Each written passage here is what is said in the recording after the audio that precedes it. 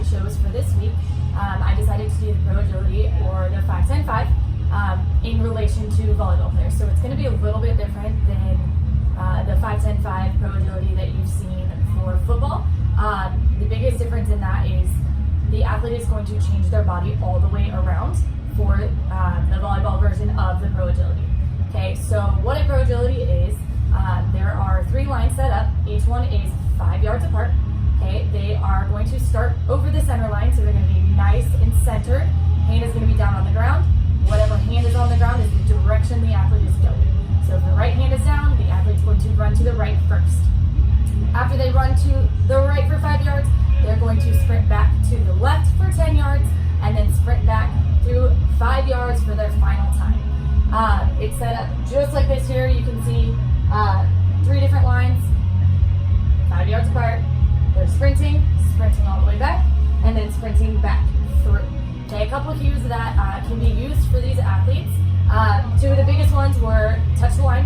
Anytime that the athlete does not touch the line, the test is automatically invalid, and they will have to redo that test again. Always touching the line. Then the next thing is finishing through the line to take their time.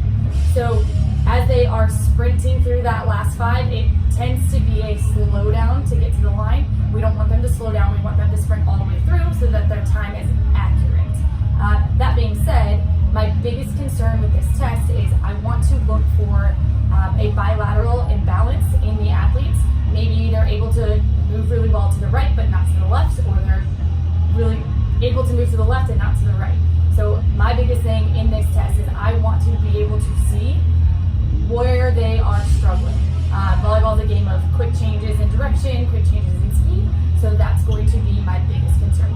So for this pro agility assessment, there will be the 3 lines that I talked about earlier, each 5 yards apart. Center line, the athlete is going to stand straddled, so even feet. Okay, they are going to be in a nice athletic position, getting down in that semi-squat. One hand is going to go down to the ground, athlete staying centered. So hand is not going to be pushed into the ground, but it is going to be lightly touching the ground. On that athlete's movement, as soon as they take off, that is when the clock starts. So what I'm looking for here is how well do they push off in order to start movement in a direction. All right, so athlete has started in this position here. Right hand is down. We are going to the right. They are going to push off, sprint. At this point, I want them to fully turn. So their body is facing back towards the other 2 lines. Left leg is now in front. Right hand touches that line, and then they turn to sprint. Again, from this position here, left leg again is in front. Right hand is touched the line. They are sprinting back through all the way to the 10-yard mark, where they are going to turn. Right leg is now in front. Left hand is down. They are going to turn and finish that sprint through the center line. That is where their time is taken.